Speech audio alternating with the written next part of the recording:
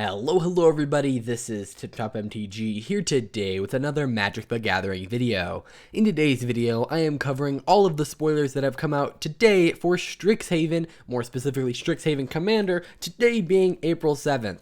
That was a mouthful. Today, the focus is on the, I almost said Prismari, the Quandrix Commander deck, which is in Simic colors. We're going to break down every card that was revealed for the, that are new. We are not going to be talking about reprints necessarily. At the end, I will, show the deck list, but I'm not going to go real in detail into that until I get to the full review coming later. So why don't we jump right into this? Starting off, let's talk about the Face Commander, which was revealed a while back. So just note, when you're seeing all these cards, keep these in mind. It's a 4-cost green and blue legendary creature Merfolk Wizard 2/2 with Ward 2, meaning it's basically costs 2 more to target this creature. If 1 or more tokens would be created under your control, twice that many of those tokens are created instead. So if you create a 3/3, you're actually creating 2 3/3s. It's essentially doubling season, but on a creature. And what interestingly, doubling season also doubles counters. And we just got a legendary creature in Kaldheim that doubles counters, and now we're getting one that doubles tokens. So kind of interesting to see that. But why don't we jump into the first new card revealed today, that being Essex Fractal Bloom. It's a 6-cost green and blue legendary creature Fractal. If I'm not mistaken, this is one of the only non-token creatures to have Fractal as its type. I can't think of any of them in the set that have that, so that's pretty interesting. It might be the only non-token Fractal that's not a changeling. Either way, it's a flying 4/4 for 6, and it says the first time you would create 1 or more tokens during each of your turn, you may instead choose a creature other than Essex and create that many tokens that are copies of that creature. Honestly, in my opinion, this is a much more interesting commander than Adrix and Nav Twin Casters, which was the one we just saw, because yes, Adrix and Nav, we really haven't had that effect necessarily in the command zone, but we've had lots of cards that do that exact same effect, so I don't think, ooh, this is so much fun.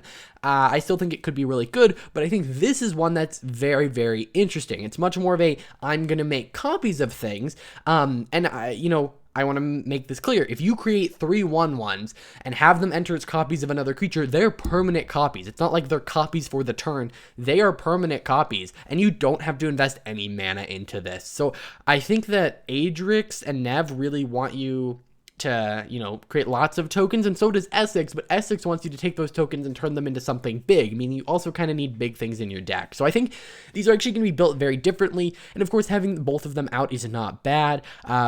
Of course, you also can't clone legendary creatures. There are actually a decent amount of cards, like Double Major, in the set that do let you clone legendary creatures. This is not one of them. But yeah, I think this one is a much more interesting effect and something that we haven't seen. So if I was forced to build one of these two commanders, I would be building this one. Next, we have Deca, Fractal Theorist. So this is the mono-colored commander. If you haven't caught on, essentially there's the face commander, and then there's a secondary commander that could lead the deck because it's both colors, and then they have one of each color. So this is the blue one. It's a legendary creature, human wizard 3/3, and whenever you cast or copy an instant or sorcery spell, create a 0/0 green and blue fractal creature token and put X +1/+1 counters on it, where X is that spell's mana value. So if I cast a 3-cost, cultivate, I guess you're in mono blue, divination, you're drawing 2 cards and creating a 3/3. Honestly, this is really, really good. It's like Shark Typhoon, except it's on a creature, it costs 1 less, and it doesn't make them have flying. So I'm not trying to say it's as good as that. I'm also not trying to say it's worse. This is, of course, a legendary creature, meaning it can go in the command zone, and you can pay 4 mana to give target creature basically unblockable, at least target creature token. And a couple things I do want to mention about this. Okay, first off, it doesn't have to be your creature token. So if an opponent has a creature token, and remember, these are commander decks, think about multiplayer here, you can pay 4 mana, you can make a deal and be like, hey, if you do this or don't attack me, I can make your creature unblockable, which I think is really interesting. You can also just have a big creature that you got by casting a big instant or sorcery and make that unblockable. So I think this is one of the more interesting of the mono-colored commanders. It's not necessarily something I would build, but I do think it has potential. Next, we have Ruxa, Patient Professor. It's a 4-cost green legendary creature, Bear Druid 4/4. So 4/4 for 4, and when it enters the battlefield or attacks, return target creature card with no abilities from your graveyard to your hand, and then creatures you control with no abilities get +1/+1, and then you may have creatures you control with no abilities assign their combat damage as though they weren't blocked.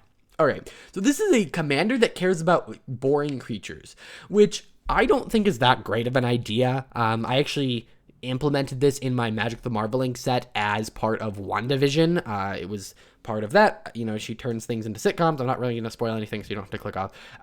So it's kind of like making it boring in a way. And so I kind of went with the theme, and I found it really hard to build because, you know, you're trying to encourage this. Remember, this is a commander. So you're going to put this as your commander, and then you're going to have a bunch of creatures with, quote, no abilities. Now, why is this in the deck? First, I want to explain that. Well, all these fractals you're creating are 0/0s with no abilities, but they are big because they have counters on them. So it works well in the deck because all these fractals are, you know, getting +1/+1, and they assign combat damage though they weren't blocked, and they can, you know, whenever he attacks, you can return something with no abilities, which doesn't really work on tokens, but if you have something boring in your deck. So if you're running this as a commander, you're probably playing a lot of generic creatures that maybe come in as like XXs or whatever. I just don't see the potential of this as a monocolored commander. It just doesn't seem that interesting because if, yes, you know, having a 3/3 for 3 that basically just deals damage even if they block is pretty cool, but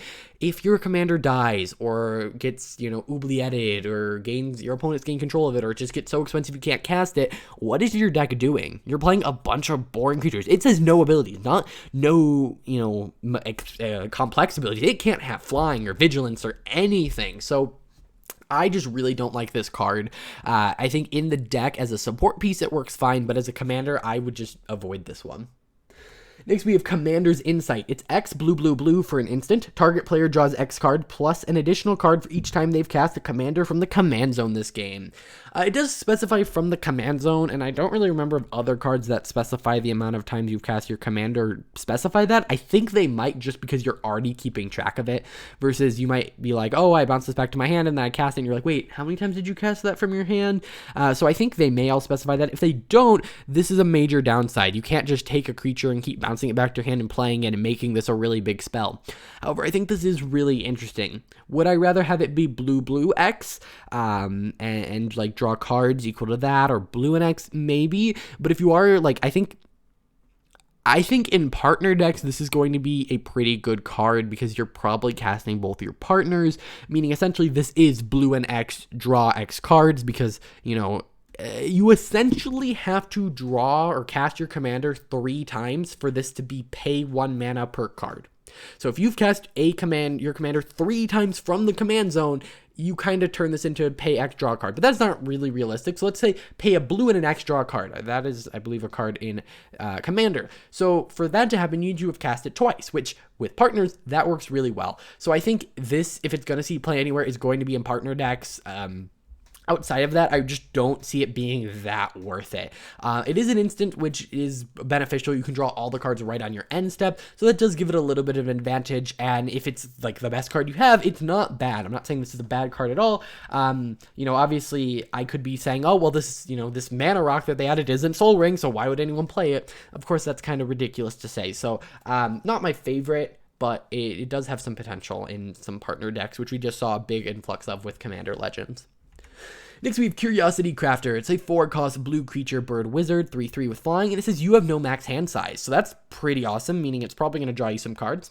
Whenever a token you control deals combat damage to a player, draw a card. All right, so this is, I'm not going to say typically a green effect, but recently creatures hitting opponents, especially when it's like tokens, would be a green effect. I'm glad to see it in blue. Green does not need more draw.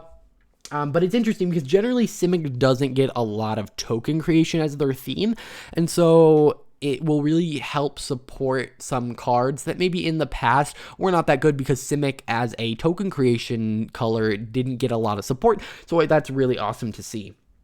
Next, we have Perplexing Test. It's a 5-cost blue instant. You can either return all creature tokens to their owner's hand or return all creatures to their owner's hand. Or sorry, all non-token creatures to their owner's hand. So it's essentially, I don't remember the name of it, there's a mono white card that destroys all non-token permanents. But it's like that, but inside you're bouncing it. And by the way, this is a 5-cost instant speed bounce board wipe. So that is already pretty good.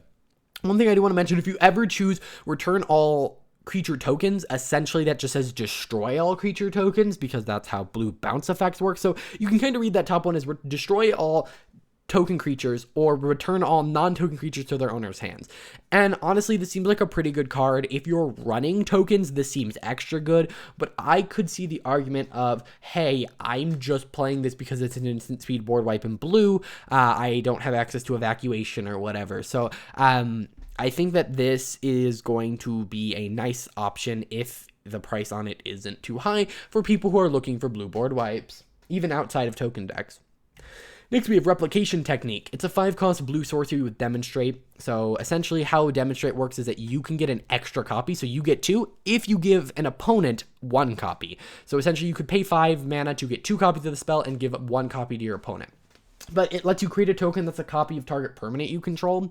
This seems actually really good. The fact that it targets a permanent means that you can do some really interesting things with it. For instance, this at its, like, I don't want to say worse, but if you have nothing else on the board, this could be pay 5 mana, you ramp 2, and give your opponent a copy of something of theirs, which doesn't seem awful, especially in blue. You can also, of course, copy other permanents, and I think this card's pretty good, honestly. Copying 2 things for 5 is pretty powerful, and the fact that it has to be your stuff does seem like a downside, and it is, but it's also an upside in the fact that your opponents can't copy your stuff when you give them a copy of it. So this one I don't like necessarily as much as the other ones. I think the white one has been my favorite so far, just because the white one, you're probably giving it to an opponent with the condition of don't target my stuff, meaning you are just you're destroying 3 things among, permanents other players control.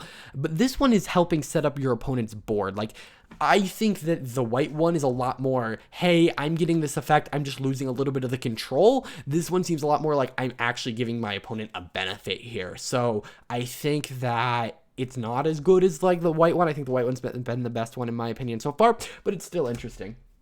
Next, we have Spawning Kraken. It's a 6-cost blue creature Kraken, 6/6, and whenever a Kraken, Leviathan, Octopus, or Serpent deals combat damage to a player, also it's you control, I don't know why I skipped that word, create a 9/9 blue Kraken creature token, which, by the way, if that one hits up an opponent, you're creating another 9/9. It also doesn't say 1 or more, so if you hit with 3 Krakens, you're going to deal a lot of damage. But here's the thing, you're thinking, oh, if you hit them with 3 Krakens, you're probably winning. That's a ton of damage. I don't really see this card seeing a lot of play I mean, if you're running a Kraken, Leviathan, Octopus, or Serpent deck, this is going in it. But where I think this will actually see a lot of play is in the All Tribes decks that we're starting to see emerge after Kaldheim, which is essentially a deck of shapeshifters that use the best boost cards from each tribe. Because yes, there are like boost spells that say like, you choose a creature type, they get +1/+1. But there's a lot of really good boost spells that only work with specific creature types, sometimes very narrow ones. So think about this in one of those decks, you're paying 6 mana, and whenever one of your creatures deals damage, you're creating a 9/9, which you often have little creatures, so it's not like you're already hitting them for a ton, so they're already encouraged to kill it. Of course, they will be encouraged to not give you a 9/9, but I just think this will work really well in those decks.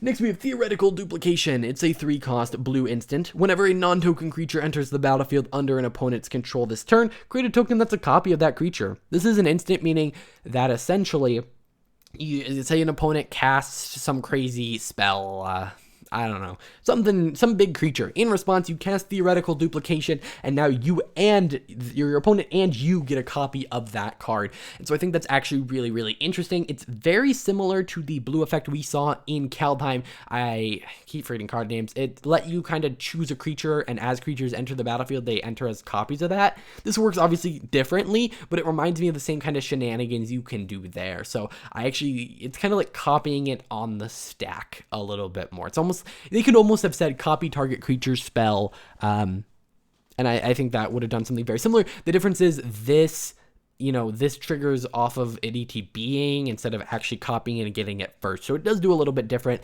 there, but I think that there's a lot of fun stuff you can do with this. At its worst, this can't copy your own stuff, but at its worst, it's like, oh, you get a little creature. At its best, you like really mess up your opponent's plan. Next, we have Fractal Harness. It's X2 and a green for an artifact equipment, and when it ETBs, create a 0/0 fractal, and you put X +1/+1 counters on it, and attach Fractal Harness. Whenever a equipped creature attacks, double the number of +1/+1 counters on it.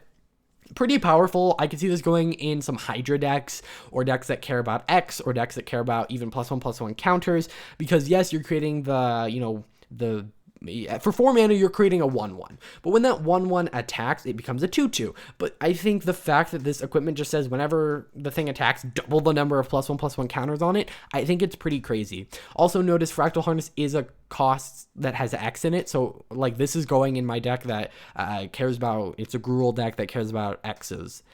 So that's going to go in it because it is so powerful. It itself has X in it, and then it's doubling +1/+1 counters, which a lot of the spells do stuff with. So yeah, very, very powerful. I am excited to see what you can do with this. It doesn't seem necessarily like it's going to be like a broken card, and I don't think any of these cards are necessarily broken to the same extent that some of like the free casting stuff like Roiling Rebuke and more specifically like the free casting counter spells have been in the past, but I think it's really fun. Next, we have Guardian Augmenter. It's a 3-cost green creature troll wizard, 2/2 with flash, and it says commander creatures you control get +2/+2, and they have hexproof. So also, I want to mention that says commander creatures you control get +2/+2. Commanders you control have hexproof. So if your commander is a planeswalker, you are giving your planeswalkers hexproof there. Very, very powerful. For 3 mana at instant speed, this essentially just says counter target spell that targets your commander. And that does seem very, vague, but there are a lot of decks that are going to rely on the commander being there, and this seems like a great inclusion. It also boosts up your commander, so I could see this fitting very well in any kind of building up one creature with equipment and auras, because it does the 2 things you want. You're building up your creature and you're protecting it so that they can't like set you back a ton. So in those kind of ramp up decks where you're trying to get one really big creature and swing at your opponent for 21 and deal commander damage, this seems really good. Next, we have Paradox Zone. It's a 5-cost green enchantment. When it enters the battlefield with a growth counter on it. At the beginning of your end step, double the number of growth counters on Paradox Zone. Then create a 0/0 fractal with X +1/+1 counters on it, where X is the number of growth counters. So you're going to play this, and then at your end step, you're going to get a 1/1. I lied. At your end step, you're going to get a 2/2 because it doubles first. And then the next turn, you're going to get a 4/4. And then the next turn, you're going to get an 8/8. And at that point, you're doing pretty well. The fact that you get a 2/2 the turn you play it is pretty crazy. And then you add to that the fact that it just keeps getting bigger and it's free. This seems like a really, really good card to me, especially in a deck that cares about counters and all that. And a deck that cares about counters might have like Proliferate, which can help this as well. Then we have Sequence Engine. It's a 3-cost green artifact. You can pay X and tap it to exile target creature card with mana value X from a graveyard, and then create a 0/0 green and blue fractal creature token, put X +1/+1 counters on it, activate only as sorcery. So you do have to have a legal target for this. So it's not like you can just pay 10 and be like, nope, I didn't target anything. So you do need to have something with mana value X. And it doesn't say X or less. So if there's only a 3-cost creature, you can only create a 3/3. So keep that in mind, but otherwise it seems like a pretty good card. Then we have Oversimplify. It's a 5-cost green and blue sorcery. Exile all creatures. Okay, and green and blue, crazy. Each player creates a 0/0 green and blue fractal creature token and puts a number of +1/+1 counters on it equal to the total power of creatures they controlled that were exiled this way. This seems insane. Green does not get exiling creatures. Blue does not typically get exiling creatures. If they do, they get to replace it with a creature, which is what's happening here. So essentially you're saying, hey, I'm taking all of these big tokens I have, or this large, I'm basically just combining all my creatures into one, so it can kind of say, hey, you have a lot of creatures, it's hard to swing through. Let's take this all down to one. Very, very powerful. I can almost guarantee this is going to see play. Simic decks are going to want to play this. It is really awesome and powerful, and I think it might be one of the most powerful cards we've seen so far. Next, we have Geometric Nexus. It's a 2-cost artifact. Whenever a player casts an instant or sorcery spell, put a number of charge counters on Geometric Nexus equal to that spell's mana value. So if you cast a 3-drop, you're putting 3 counters on it. Then you can pay 6 and tap and remove all charge counters from it to create a 0/0 green fractal with X +1/+1 counters on it, where X is the number of charge counters removed this way. So you're going to pay 6 for this. You probably want at least 6 charge counters on it. But if you're in a deck that cares about instants and sorceries and fractals, this seems pretty good. It's very niche in that usage, so I don't think it'll see play a lot, but pretty interesting. Alright guys, so that's it for all the spoilers. I'm going to quickly show the deck list here. You can kind of look through and see if there's anything really jumping out at you. I see Rite of Replication and Azuri's Predation as two pretty big cards being reprinted here. Yeah, I think this is looking pretty good. It's one of the ones I'm more excited about. I think there are a lot of interesting things that can be done with the cards, especially when you take them outside of the deck. So I want to know your guys' thoughts so far. What has been your favorite school in terms of the commander decks? Leave all that in the comments down below. If you enjoyed, hit the like button, subscribe. I will see you guys in the next one.